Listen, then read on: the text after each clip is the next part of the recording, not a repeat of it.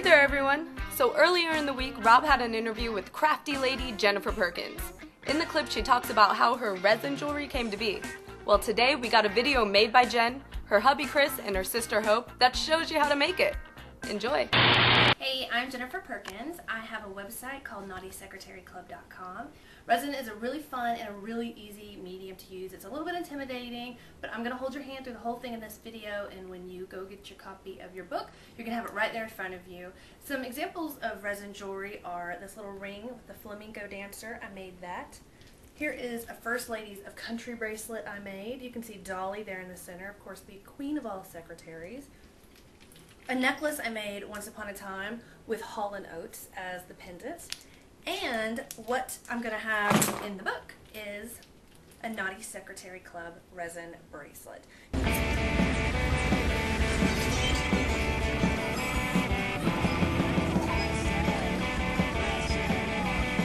Casting resin? Check. The other part that goes with it, the catalyst, not here. That's a problem. So that means that I'm actually going to have to get one thing here and to go all the way to another craft store to find the catalyst. It's a two-part process. I am here at craft store number 2. I got my resin at the other one, but I still need catalyst, so let's all keep our fingers crossed that this one has it. The only thing that sucks is I already bought this part, but they only have it as a kit that comes with it. Since I'm in a pinch and I don't feel like going to yet another craft store today, I'm going to buy all this. I'm sure I'll use the other resin that I bought earlier at some point.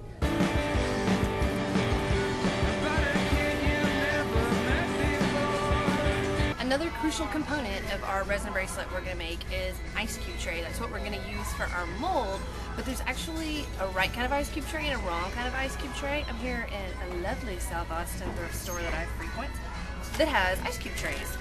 So ice cube trays are not all created equal. They come in different shapes. This is actually a good one because you can see that the bottom is square, and that's what we're looking for. This one would work too, but sometimes they come in rectangles or they have beveled edges, and that's not exactly what we want. There's some more up here, so let's check that out. They come in all these bags, and this is another one that's really good because it's got the square bottom, so I'm gonna get that. You can see that's gonna make a perfect little mold. So, you know, at the same time, I'm recycling, I'm reusing, and it's costing me a whole $1.49 for a mother load of ice cube trays. So the next thing we need to do is I need to get my pictures of my secretaries into my computer. I had my younger sister, Hope Perkins of Hot Pink Pistol, illustrate some really cute little secretaries for me for the book. They've got big tattoos of Texas and ginormous jewelry, and they're all like on the phone and at the typewriter. They're really cute, and they're all in the back of the book so that you can scan them in and you can make this jewelry too. But I have already scanned it in, so let's open an image. There's 6 different secretaries because you need 5 to make the bracelet and then 1 extra one to make the ring. So this one's already pretty big, and I've done this enough times that I know I need to get it down to 1.3 by 0.9. So let me switch it here. Image size, you want to make sure it's 300 dpi because you want it to print really big. So down here at inches, I want it 0.9 wide by 1.3 tall. Okay, and then I'm just going to save that. Save, save, save. And then I'm going to open up Word. And I've already got them all in here. Let's see, highlight them. And then I'm just going to make a bunch of them, because I actually have to make a bunch of bracelets. So I'm just going to print, print, print, print, print. Make a big full page of them. And then the next thing I'm going to do is when I print these out, I actually need to print this out on photo quality paper. I can't just print this out on the normal paper that comes with your printer, or it's going to get all dark and icky with the resin. So let me go put a sheet in my printer. Okay, so I got my little sheet hot off the presses. So the next thing you're going to do is just what you think you would do. I'm cutting it out. There's nothing that magical about the cutting it out part. It's actually kind of boring, and it's usually something I try to sucker my husband into doing. The only thing that is slightly magical about the cutting process that I'll show you is that if you put your little squares in to your ice cube tray as is, they're not going to fit pretty. They're just not. And through years of experience, I have discovered that if you just baby bevel the edges, that it helps them to fit in there just a little bit. So just, I mean, there's not a perfect way to do this. we're just gonna go around the edges like so. Now I'm outside in a well-ventilated area and I am gonna pour my resin. Pouring resin, you actually do it in several kind of little general thin layers, so it kind of takes a while. The first layer is gonna be a really thin layer, and I'm gonna use plastic disposable cups because you clearly cannot drink out of these cups ever again. So I just poured a little bit in because I need to fill up all the trays and both of these ice cube trays. And then I'm going to squeeze my catalyst in. I'm sure there is an exact method to doing this. I don't know what that exact method is. I've never done it that way. I just kind of eyeball it. You want to stir it up really good, and this stuff is super stinky, so don't do it in your house. I should actually even probably be wearing a mask if you wanted to get really technical about it, but you know, what's a few more brain cells at this point? A little bit more. I'm a fan of a lot of catalyst. I think it helps. So stir, stir, stir, and there's going to be a little bit of bubbles, but don't freak out on that. And so the next thing you're going to do is I'm pouring just a really, really, really thin coat in the bottom of this. Just enough to basically coat the bottom of the ice cube trays. This isn't the point where we want to fill it up and make the big chunky bracelets. My resin has congealed. You can see it's not coming out. It's still a little tacky to the touch, but it is hard enough for us to do our next step. Because remember, like I said, resin is the kind of thing that happens in lots and lots of layers. So the next thing I'm going to do, this cup is still, okay, we're going to pour a little bit more resin in there. I don't need a lot. A little bit more catalyst. Again, I just eyeball it. The book and the instructions on the packaging will tell you exactly how much to use, but I'm just kind of a good eye kind of gal. So I'm going to stir this up. Again, it's all about the thin layers. You don't want to do it in just like one giant clumpy layer. So I'm going to go back over what I did and get a very thin layer going. One ice cube at a time. Now, this is where our pictures are going to come in. You can see I have a whole little stack here and I have all the edges beveled. So I'm going to put them in face down into my ice cube tray. Just line them up in there.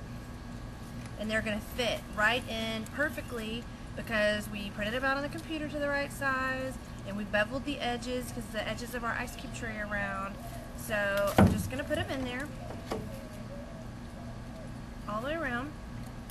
Then I'm going to take a straw or popsicle stick and I'm going to kind of poke it. And what this is doing is it's just pushing the image down onto that base coat of resin that I did, and it's also making this new little thin coat of resin kind of come up around the edges. Here, maybe you can see this on the camera. Get a little close up of that. See how it's coming up around the edges? That's what you want. And when you poke this, this is making the bubbles disappear. A few minutes has passed, like 5 minutes, and this has already started to harden that second layer that we did. And you can see it's just barely over the top of it. So the next thing I'm going to do is I'm going to take my handy dandy glitter, my friend's Tulip sent this over to me, and I'm going to use silver. So I'm just going to sprinkle this on the backs of my resin. I'm going to go all the way around and just get a good coat. And this is really just an aesthetics thing. It's just so you can't see the back of the paper. There's no special trick to this, and you don't have to use silver even. You could use any color glitter you want. And there's also actually even dye for resin that you can get, and I've used that before. So if you don't want to use glitter, you can get some dye and make it a little more opaque that way. So let's see. I got my good coating in, and then I'm gonna make another batch of resin. So this will be, what are we at? My third coat of resin here. Again, just eyeballing it. And then this is where you're going to pour it to the desired thickness. This is kind of a matter of preference, but I like to fill my ice cube trays up about halfway. You don't want it too thin, you don't want it too thick. The important thing is, since this is going to be a bracelet set, you can see this one had issues and did not work out, but that's okay because that's why we're doing several trays of it. Sometimes that just happens. I am done casting, and so now I have to wait about 24 hours for these to harden, so I will see you tomorrow. It is the next day, and I have my ice cube tray, and everything is nice and hard. So just like you would like getting ice out of an ice cube tray, I pop them out. They come out nice and smooth on the top, but they have rough edges on their back side, as you can see. And needless to say, a rough edge going scrapey, scrapey, scrapey on your wrist is not a party for anybody. So the next thing I would do is I would get my Dremel, and I have it with a little sanding attachment on it. Then I would, turn her on, and then just take it to each of these backs of these cubes and just sand it nice and smooth. I've already gotten 5 here that I laid out that I know are the right height. I just kind of eyeballed it. I lined them all up and made sure that I had 5 that were about the right height. Because if you'll remember, when I put them into the ice cube tray, I just kind of eyeballed it. So that's why it's good to do a whole bunch of them. Because there's going to be 5 that are going to match up for your bracelet. So I have these as a set. So the next thing I would do is I would sand them all smooth. I would wear a mask because it's really dusty and that dust isn't good for you. Better yet, I would probably actually do it outside, but I'm in my studio just because it's cooler in here and it's about 100 degrees outside. The next thing I would do is I would change the bit, and I'm going to put in this drill bit. It's a pretty good size. And once these were sanded, I would get a piece of wood, and I would go in at an angle. How can you get this? You can see how this is kind of going at a bit of an angle. It's not, straight in, it's not to the side, it's just slanted slightly down. And I would do that on either side of the ice cubes, all the way around. So then after I did that, the next thing I would do is I would take my 5 cubes, they've been sanded, they've been drilled, and I would take them outside and I would just give them a good once over with some clear finish spray paint. And that's just going to seal everything up, and so there's no tackiness on the back of your wrist. So the next step to do is to actually put your bracelet together. We're on the home stretch. I know this has been a long time coming. So you're going to take your jump ring, open her up. These were the biggest jump rings I could get my hand on. So I link it into one side. I link it into the other side. And then I just close her up. And I've done that for all of these, you can see, and link them up. And then on this side, I put 3 so that it's a little bit adjustable for size. On this side, I put 2 and a lobster clasp. And there you have it. Your resin bracelet is finished. All you gotta do, fasten it up, and you are ready for a hot night on the town. So once you get your little copy of the Naughty Secretary Club, the Working Girl's Guide to Handmade Jewelry, easy, easy, easy fun projects like this. Jen, that video was awesome. Alright everyone, tune in tomorrow for an excellent how-to inspired by a viewer question and a Project Runway contestant. See you then!